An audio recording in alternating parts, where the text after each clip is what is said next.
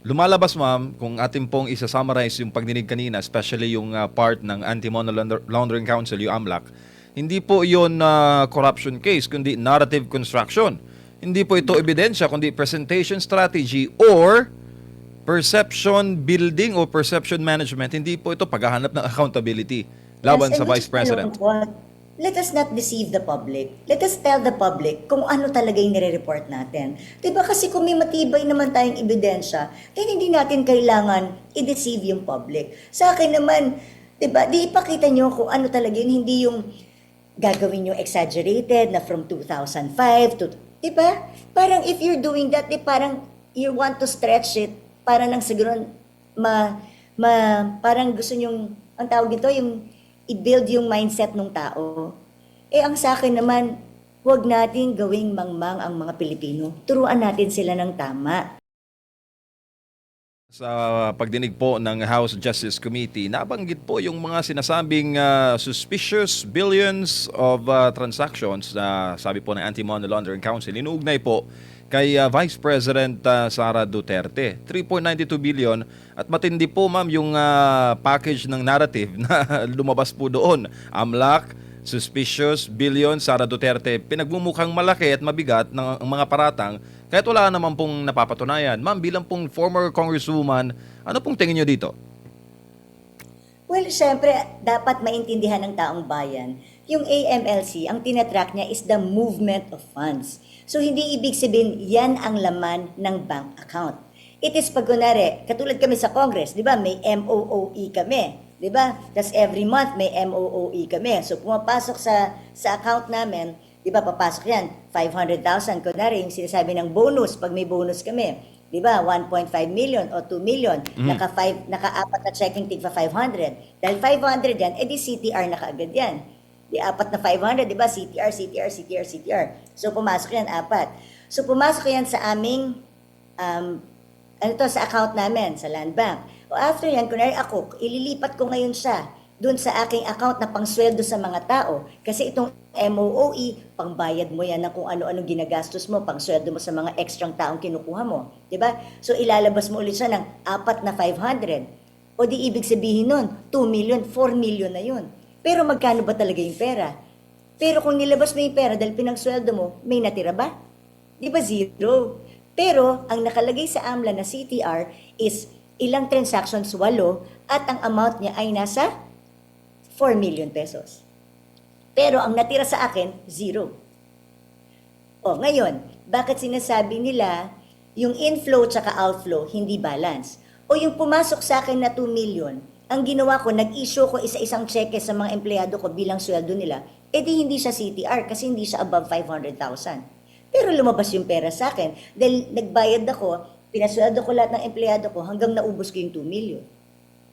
Diba? Hindi siya CTR. Pero lumabas yung pera. Naiintindihan mo yung sinasabi ko? Kaya hanggang hindi buo ang kwento, mahirap mag-assume at sasabihin, oy, ganito to. Diba? Kasi ang suspicious transaction kung wala siya sa regular mo eh. Diba? Paano kung kunwari yung tatay ko nagbenta ng lupa at yung pagbenta ng lupa dinicide niya o hati-hati kayong magkakapatid o di may pumasok sa aking malaking pera o di suspicious na kaagad yun until ma-prove ko na hindi regalo to sa akin ng tatay ko. Diba? Kasi kung wala yun, edi sana fa-filean ako ng kaso ng AMLA. May final bang kaso si AMLA? Diba kasi kung meron suspicious, kailangan mong i-monitor and i-flag. Pagkatapos mo i-flag, kailangan mo investigate. So you won't stop there kung may nakita ka. So bakit wala naman ako narinig na sinabi ni AMLA na may nakita silang after dun sa suspicion. May narinig ka ba, MJ or Edmar? Kasi ako wala akong narinig na finailan nila ng kaso or talagang sinundan nila yung trail. Opo. Tsaka, ibig sabihin, nasa yung tanong nila, di ba?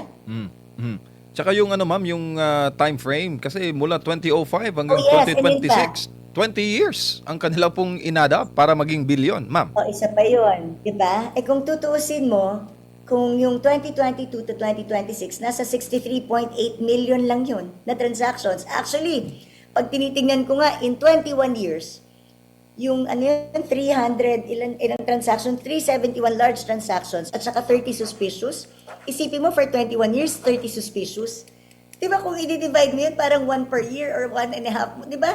So, pero kung titingnan mo, ilan ba yung naging suspicious noong 2022 to 2026? Ilan yung large transactions from 2022 to 2026? Because that is the only period in question. So kung 63.8 million yan from 2022 to 2026, then hindi malaki ba yun? Parang di kami, ako as congresswoman, kung tumatanggap ako ng MOOE ko buwan-buwan, di ganyan din ang transactions ko sa CTR. Opo. So, Diba? so lumalabas ma'am, kung atin pong isa-summarize yung pagdinig kanina, especially yung part ng Anti-Money Laundering Council, yung AMLAC, hindi po yun corruption case, kundi narrative construction. Hindi po ito ebidensya, kundi presentation strategy or perception building o perception management. Hindi po ito paghahanap ng accountability laban Yes, sa and Vice which is President. malungkot. Let us not deceive the public. Let us tell the public kung ano talaga yung nire-report natin. Diba kasi kung may matibay naman tayong ebidensya, then hindi natin kailangan i-deceive yung public. Sa akin naman, diba, di ipakita nyo kung ano talaga yun, hindi yung gagawin yung exaggerated na from 2005 to, diba? Parang if you're doing that, di parang you want to stretch it para lang siguro parang gusto nyong, ang tawag dito, yung i-build yung mindset ng tao.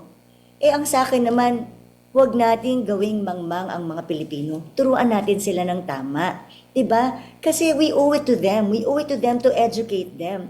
Ako, yun ang laging paniniwala ko eh. Diba? Sabihin natin sa kanila yung katotohanan that transactions, movement of funds, doesn't necessarily create a liability. And besides, whose accounts are this? KVP lang ba ito? Or was it joint with the dad? Ginawa lang ba siyang signatory? Kasi hindi porket signatory ka sa account, kunwari, ang tatay ko, meron siyang account. Kasama niya sa signatory doon yung kapatid ko. Dahil pag may nangyari sa kanya, gusto niya kayang withdraw yun ng kapatid ko. Diba? Pero hindi ibig sabihin, pera ng kapatid ko yun. Dahil 4 kaming magkakapatid eh. Siyempre, pamana yun sa amin ng tatay ko kung may mangyari sa amin. So, do I report that? Will she report that to the SALN? Siyempre, hindi. So, at saka kaya ba niyang i-claim na kanya yun? Hindi. Amin yun. Kung ibibigay sa amin ng tatay ko. Diba? So, ito yung mga bagay na we have to educate the public. Na hindi porket it's there, it means it's yours. Maraming instances wherein hindi porket hindi siya lumabas as CTR, hindi siya lumabas sa account mo.